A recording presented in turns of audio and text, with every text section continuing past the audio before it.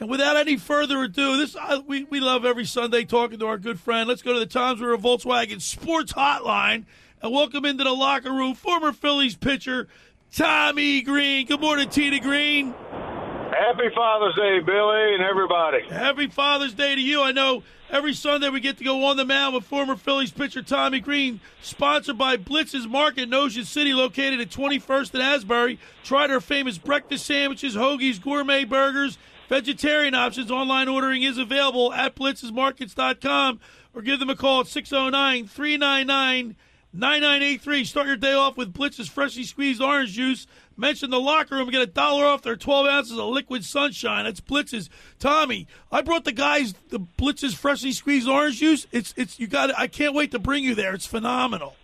Well, it sounds good, but I don't drink a lot of it. But that's the type that's the type 2 diabetic. Yeah. A little bit. Well, they don't. You know what? Danny just said there's not a lot of pits. It's perfect. It's perfectly squeezed. Perfect amount of pulp. Sounds great, man. I miss that stuff. Yeah. Tommy Greene, we got to start off by talking about the Philadelphia sports fan, because I know you as a I was never a professional athlete. You know, as a professional athlete, like when you go into a building that's got maybe, so say if it seats 40,000 and you got 10,000 there, and it's it's not a sunny day. You don't have any juice when you go to the ballpark. But when the Phillies go to London or Baltimore or Boston and there's all Phillies fans, that's got to juice you up, doesn't it?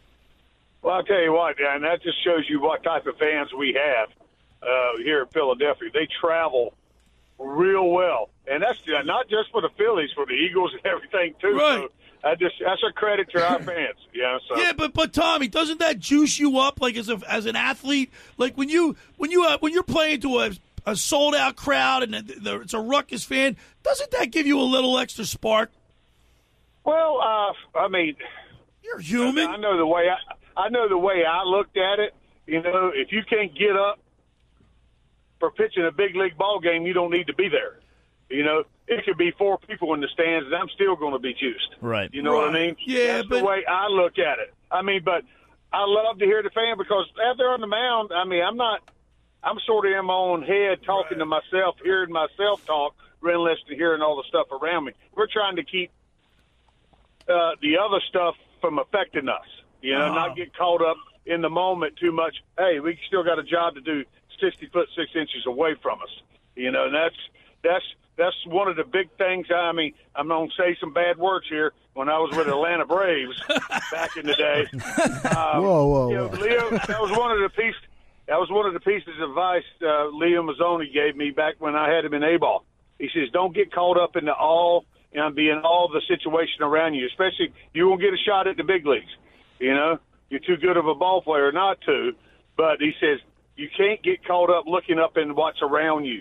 You got to get caught up in looking what 6 foot 6 inches away from you, like you did in high school. It's no different. You got to play that way, and that's the way I approached it. Now, do I love to hear it? You know, when I'm watching everything, the other 4 days I'm pitching, you daggone straight. You know, so I love to hear it. Yeah. Well, the only reason I bring this up because Bryce Harper was quoted during the rain delay the other night. He's saying these players they love coming and playing at the bank and playing on the road with when you have a lot of Phillies fans showing up. He said that it juices. They love coming home to play in front of the fan, and they love going on the road when there's a great turnout. Yeah. I just thought maybe today's athletes are a little different than you guys were. Well, I mean, no. See, I'm speaking as a pitcher, you know, and I mean, to me, everything sort of revolves around us. We start the things going. We make it work, you know. So we got to be on point when we're pitching. Now, I know I can only imagine as a position player, you get a chance to breathe for a second in between pitches and stuff like that. You get a chance to gather the situation around you and feel what's happening a little bit more than we do, because we got to stay in the moment, so to speak, and you know, stay on task and not get caught up in a lot of stuff. And you know, because one pitch makes a difference in a ball game. I hear you. We're talking with former Phillies pitcher Tommy Greene, as we do every Sunday throughout the baseball season. Tommy, the Philadelphia Phillies, I they've been on a long road trip, and I'm not making any excuses. They're playing good. They played against the Sox. They're in Baltimore. This team, like Aaron Nola, looked tired the other day, and he was leaving the ball up. Yeah. Is that? I'm not making excuses. Is that real? That's something real, right? I was waiting for this week, when they kind of scuffle a little bit, and everybody, you can feel the panic just start creeping in, He's looking for something to complain about, Tommy. I mean, that's what it is at this point. It's unbelievable. It's unbelievable. Second best record in baseball. Not enough. Yeah. Oh man, it's unbelievable. I know his face looked red. You're gonna have some times where it happens. Okay. Not just Aaron, everybody. I mean, you look at this is the worst week we've had pitching as a staff. Right. You by numbers and where they fall and rank. As far as the last 7 days. And we're in the middle of the pack in hitting. So the combination of the two is a down week. Okay. So just because in the past it's been if the hitters were middle of the pack and pitchers, we've been up at the top of pitching, we won. Because pitching keeps you in ball games. Gives you a chance to that one run to make a difference. So it comes a time, during the course of the summer where you kind of scuffle a little bit, things are not going your way, and we've been, and we've kind of been hit a little bit with. 3 of our guys, getting banged up. Yeah. And so, I mean, and we did a pretty good job at survival mode. That's what I think, and actually gaining ground. We're not really losing none. We've gained a ton of ground. So that's just you have those couple games, those 4 or 5 games in a row that it doesn't come out right. You squeak out a win, and one you might lose the other 2 or 3. And, but it's all about, sometimes you have to get it out of your system to make it kind of wake you up again. You know what I mean? And I see that kind of happening a little bit. Tommy, I'm sure you were expecting this at some point during this phone call as well, but we are 44 days away from the MLB trade deadline on July 30th at 6 p.m., and a lot of talk around this team has been, should they pick up another arm, should they pick up another outfield bat, or overall just a cleanup bat in general. How do you feel about Alec Boehm in the cleanup spot? I know he leads the MLB in doubles, so again, it sounds like we're looking for something. Second in RBIs. Yeah, and it sounds like we're looking for something to complain about here, but we saw how he came up short in the cleanup spot last season. He's laughing again. What type of moves do you think this team needs to make at the deadline, and do you think they should invest in a new cleanup hitter? I don't think the cleanup hitter. I mean, they're putting a guy there. You got plenty of RBIs. He's knocking in runs. What's the difference? You're hitting a home run, or you're not hitting a double, knocking them all in. Right. I just hope he doesn't come up short in the postseason. You got a guy. He's starting to get hot again. You know what I mean? He's starting to trend up again because he's kind of went down a little bit, and it kind of goes a little bit. He getting that. Cluck said it great on air the other night. Now he said, "Oh, here he comes." Type thing. So I mean, it's an ebb and flow of a season. You can't ever have enough arms.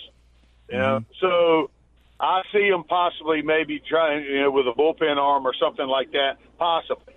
And it all depends on what's out there. I mean, if it's something he's physical, he's always said, Dombrowski's always said, if something's going to make us better, and it's feasible for us to do, right? Why wouldn't you do it? You know what I mean? So, and it all depends on what's happened. I know I'm hearing on, obviously JT being out, that's a huge thing. Yeah. You got to have, that could be something that kind of squeaks in, depending on, what happens here in the next, few days or week or so. And so you never know what's going to happen with that. So we got, that's a position that you got to really have, and hopefully, our staff and our catchers that we have now have a type of relationship where they can trust each other. Obviously, the offensive side of coming out of the catching position is going to be hurt a little bit. So by numbers wise, just by JT. JT causes a bigger threat than the rest of the guys. That's one thing that's got to be considered. Does their behind the plate skills and the way they call ball games match up, with what they want to move forward without DJ. I mean, not DJ. Realmuto. Real quick, Tommy, in trade negotiations, say a guy like Kyle Tucker or Mason Miller or even Luis Robert becomes seriously available. Are Aiden Miller and Andrew Painter untouchable in your eyes? Painter is. Yeah, I mean, he's got great talent. I know Painter is. You got to get him because he's got that type of arm. I don't think you ever can give up on pitching. We hadn't even really seen him. Yeah. So him to come back off that, we're going to know. I think he's untouchable right now. Yeah. We got to see how he's going to come back off his surgery and stuff like that. I haven't seen Miller play. I just know obviously there's a lot of upside, a lot of things. He's doing really well right now by what I'm hearing. And it's just, but it costs you to get a bat. Yeah. And to me, the bat I would want would be Tucker. Right. I agree. He stays healthier than Robert.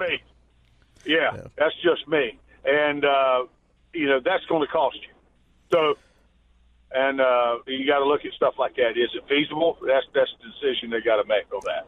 Yeah. Good morning, Tommy. So obviously we're hoping to see the return of Trey Turner to this lineup soon. I mean, there are sooner rather than later. We need him. Yeah, there are some rumors maybe this weekend. It's looking like it's more like next week, obviously. But I was just curious, as somebody who's a former player, how huge is it to have a guy like that who is gonna produce, come back to a lineup from an injury? What does that do for a locker room to have a guy like that come back? Well, obviously you get a sense of a spark a little bit. You're excited. You're excited for him because you know what he's been through to get back. All of us has had our nagging injuries and they've been injured in some aspect or another. The work that is required to come back to get back, and it's good to see him back on the field. Now the big thing is make sure he's ready to be back on the field, not rushing it. Yeah. He's got to be ready when he comes back. It's because you don't want to re-injure that thing, and that's the huge thing. But just to reiterate, it's a huge thing to have one of your quote in quotation marks big dogs, back in the lineup that makes things happen a little bit. Because his legs are what makes him work a lot. He's the threat on the bases. Wherever you put him, in the infield or outfield or whatever's going to happen. You're everywhere. His legs are the important thing about him. It makes things happen. So, we got to have him healthy. We're talking with former Phillies pitcher Tommy Greene, and we do each and every Sunday throughout the baseball season. We go on the mound with Tommy Greene. Tommy Greene, today's matchup, Zach Wheeler against Corbin Burns. Now, Burns edged out Wheeler in 2021 for the Cy Young Award, so they're going to be a little personal battle there between the two of them. But this is a really good matchup today. You daggone right. You love, by the numbers, and what they've done in recent years, this is a ball game you want to watch as a true baseball fan, because this is not about the offense. Well, it could happen, but this is about pitching, and you want to see quality, good pitching. You got it today. Yeah, I can't wait. I'm going to do it old school. I got my daughter with me here in the studio. We're going to go, as soon as the show's over, we're going to head to the beach. I got my radio, Tommy. I'm going to sit on the beach, listen to Scott Fransky, enjoy this pitching matchup. And as always, we appreciate having you on. We love it. And I guess you're going to be away from us next week, but we'll revisit you the following week after that. Tommy, have a great Father's Day weekend, and we'll talk to you next time. You got it, my friend. There he is, Tommy Greene.